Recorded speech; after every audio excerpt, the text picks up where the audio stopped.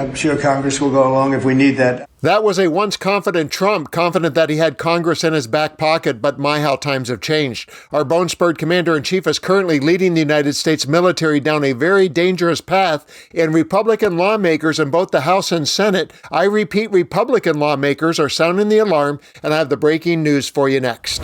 If you're new to the channel, please hit that subscribe button so you don't miss any of our videos for smart people who don't like Trump. Smart people don't like me. The topic of this report is Venezuela. Let's begin with two non-Republican voices debunking Trump's propaganda and lies for his aggression against the country. And then I'll share the Republicans who we can say on this issue are smart people. Is completely invested in getting Maduro out. We've got 1/4 of the arsenal of the U.S. Navy parked off the coast of Venezuela. Protecting American interests. What is the American interest? Oil?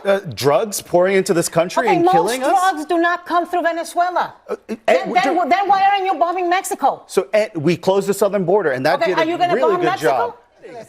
Did Joe Biden let in tons and tons and tons? Well, tell that to the families of fentanyl families who have died. No fentanyl comes from Venezuela. It comes from the southern border to the point you made. Mexico. Hold on a second. If your argument that drugs are not coming from Colombia or Venezuela to America. Oh, I am going to argue that no fentanyl is coming from Venezuela. Talk to the DEA. No, you are wrong, and you are lying to the American people. What are we even doing this for?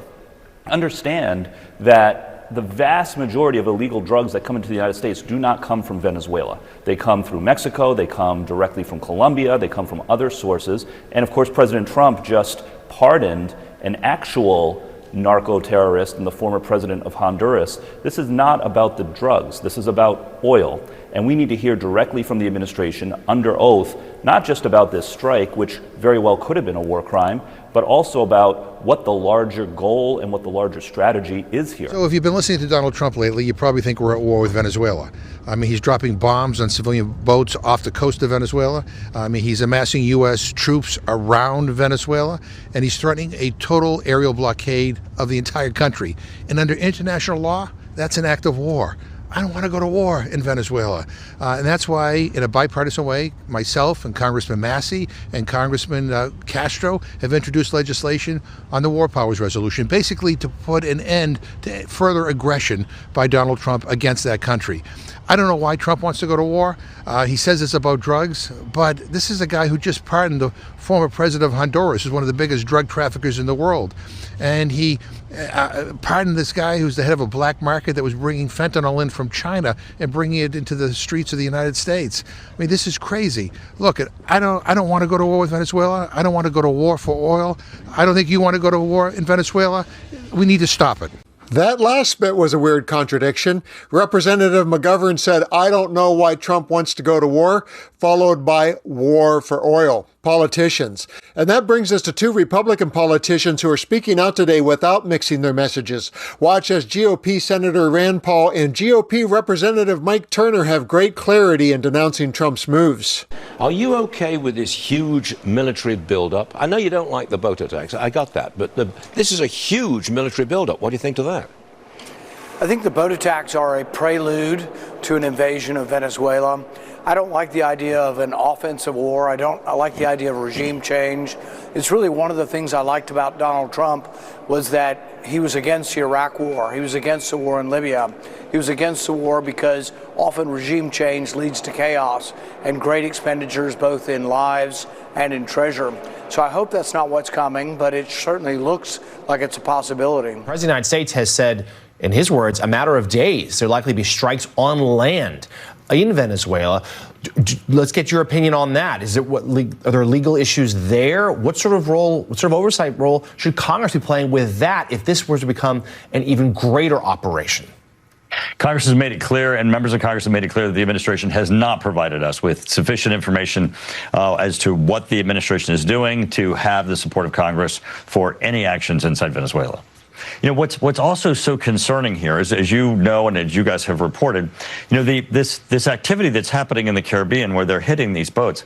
These individuals, if they were captured and tried and convicted, they would be guilty, if they were found guilty, of criminal activity for which they're not subject to capital punishment.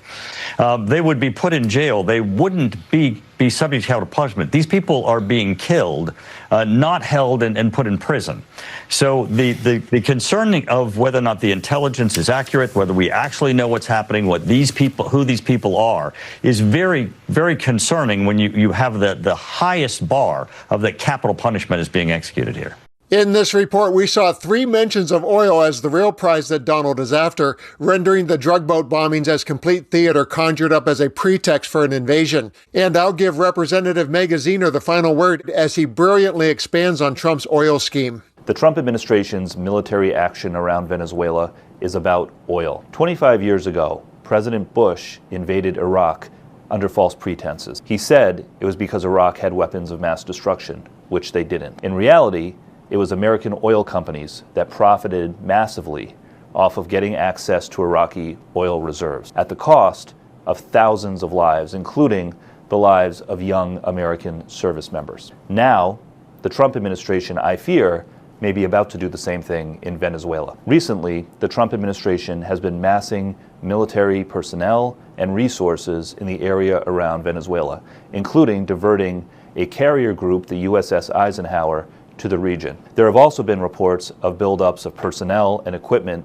at U.S. bases in Puerto Rico, the Virgin Islands, and elsewhere in the Caribbean. And the Trump administration has also been attacking boats in the area, so far killing 80 people. Now, the administration is claiming that it is conducting these attacks in order to prevent illegal drugs from entering the United States. But there are a few things that don't add up. First of all, a very small percentage, less than 5% of the illegal drugs that enter the United States come through Venezuela. Far more comes from Colombia, from Mexico, from China, and other places. We should be doing more to stop illegal drugs from entering the United States, but they're not coming from Venezuela. Second, President Trump just pardoned the former president of Honduras, who was convicted as an actual drug smuggler who sent cocaine by the hundreds of kilos to the United States. So why is the Trump administration pardoning an actual narco-terrorist in the former president of Honduras, while at the same time claiming that they care about stopping illegal drugs coming from Venezuela? It is all about oil. Venezuela has huge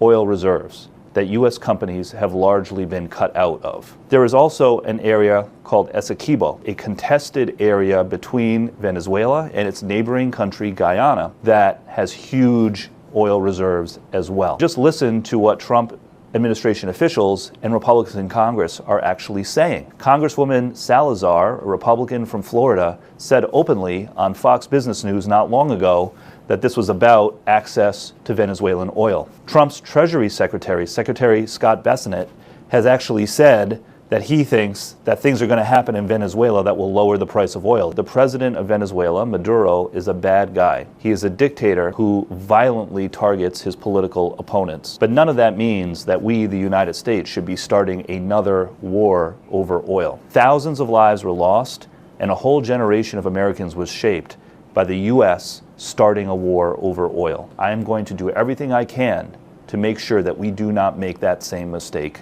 again.